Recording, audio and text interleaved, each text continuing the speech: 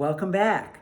Today we have a special treat. We're going to do gluten-free baking, and I have a special guest chef, Bev Baker, here to do that with you. She's experienced with baking gluten-free breads. Look this way. Good morning, I am Bev Baker, and I have been baking gluten-free for about 5 years and dairy-free as well. So today we are going to take a roll recipe and make a sandwich bun out of it, and I'll show you various ways to do that. Okay, this recipe is from meaningfuleats.com, and it's called gluten-free rolls. If you want to go to that website, they have lots of delicious recipes. I just adapted this recipe into a bun. This recipe and the taste and texture is better than anything that you can buy in the store, I promise. For baking, it's very important to be precise in your measurement. I find that weighing flour is best. So I'm going to weigh out 259 grams of the Bob's Red Mill 1-to-1 flour. And what's the equivalent in cups? 1 3/4 cups of flour.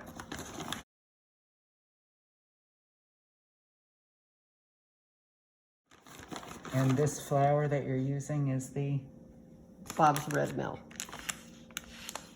1-to-1 baking flour.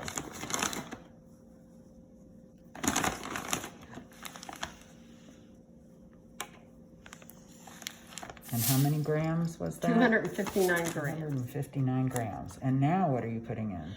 We're going to put the organic blanched finely ground almond flour, and it takes 64 grams of flour. And the equivalent in measurement is? 2/3 cup.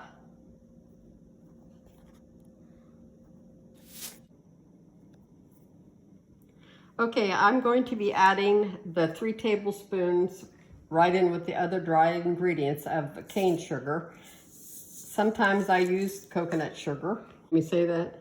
Okay, I added 3/4 teaspoon of salt. Now we're going to add 1 teaspoon of baking powder. We have 1.5 tablespoon of psyllium husk powder. And this is important to get structure in gluten-free dough. And then we're going to add a scant tablespoon of baking yeast. Okay, to clarify, I use instant yeast or rapid rise yeast, and you can put it right in with the flour.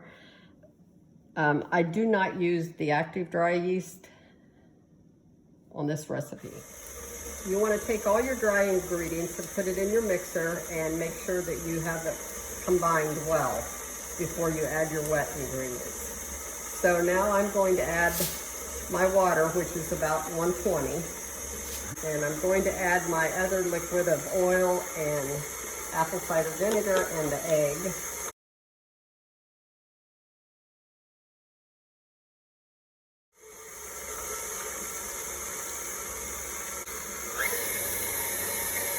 And you're moving it up in speed for? With gluten-free baking, you have to really develop if you're using xanthan gum or psyllium husk. So this is 6 minutes that I will be mixing this. I'm scraping down the batter. You want to stop several times during that 6 minutes and scrape down the sides so that you get everything well incorporated. Okay, I'm scraping down the sides of the bowl again, and I want to mention that with gluten-free mixing, you always use the flat beater rather than the dough hook because there's no gluten to develop. The reason I like to use psyllium husk recipes, gluten-free bread has a tendency to be wet inside or a little gummy, and psyllium husk takes that away. Okay, I'm going to spray my parchment paper, and I like to add parchment paper to my baking sheet because it doesn't stick. And you want to make sure that you spray your ice cream scoops well because gluten-free dough is very sticky. Okay, so you want to initially scoop out your batter because, as you notice, gluten-free dough is very sticky. It's more like a cookie batter. So You want to scoop out and level off. And the size of your ice cream scoop determines how big your bun is. So you put a blob there. The blobs that took over the pan. And so I'm going to show you two different ways here. So you wet your fingers and just tap it out. Just keep your fingers wet and tap it out into a bun shape. So it's about 4 inches in diameter. Now if you want to make it real thin, then you take the less dough. I tend to like to make sandwich thins. So you could keep it a little thicker if you wanted it more Right. for a roll, for example. Actually, when I make rolls out of this, I use a springform pan and a smaller. But today I just thought rather than get too crazy with different shapes, I would just show you the buns. Okay, so just keep your fingers wet, and you can tap it down, or you can take your hand like that and smooth it down if you want to increase the diameter of it. You can easily double this recipe if you have like a convection oven, and it would require 2 sheet pans. So I have the everything bagel seasoning, which makes these really delicious. So I usually sprinkle. You don't have to sprinkle anything. Sometimes I just put sesame seeds. You can actually put dried herbs, sun-dried tomatoes, anything you want. And there they're ready to rise. So now they rise for an hour.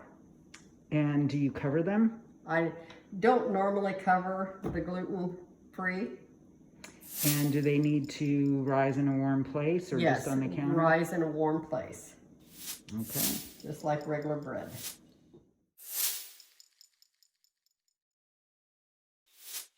Okay, so I took these out of the oven.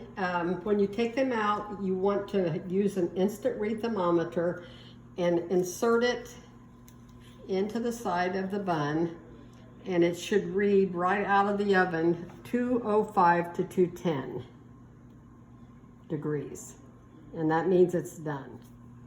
Oh, those are looking really great, Bev. And you're putting them on the cooling rack. About how long should they cool? Normally I let them cool for about 30 minutes. Once they are cool enough to cut, you will want to cut them, slice them, and then because gluten-free dough has a tendency to be a little more damp, you'll want them to air dry open for a while. Okay, to slice these buns, I use a serrated knife, and you just start in the middle of it and go around.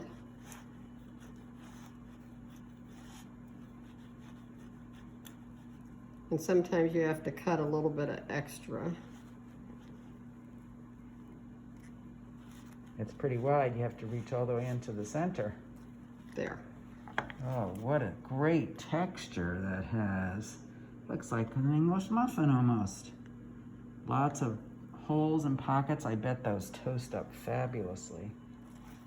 See, and you want to leave them air dry a little bit because this is just a little bit damp. And that's typical of gluten-free bread. How long do you leave them? Sometimes maybe 25 minutes, but these also toast up great, and then you won't have to worry about the dampness. And do these buns freeze well?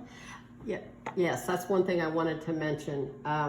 Gluten-free bread does not last that long on the counter, and basically there is no preservatives in this. So I usually, when they're very, very cool, I individually wrap them in like a stretch wrap. Then I put them in little Ziploc bags, and they freeze really well.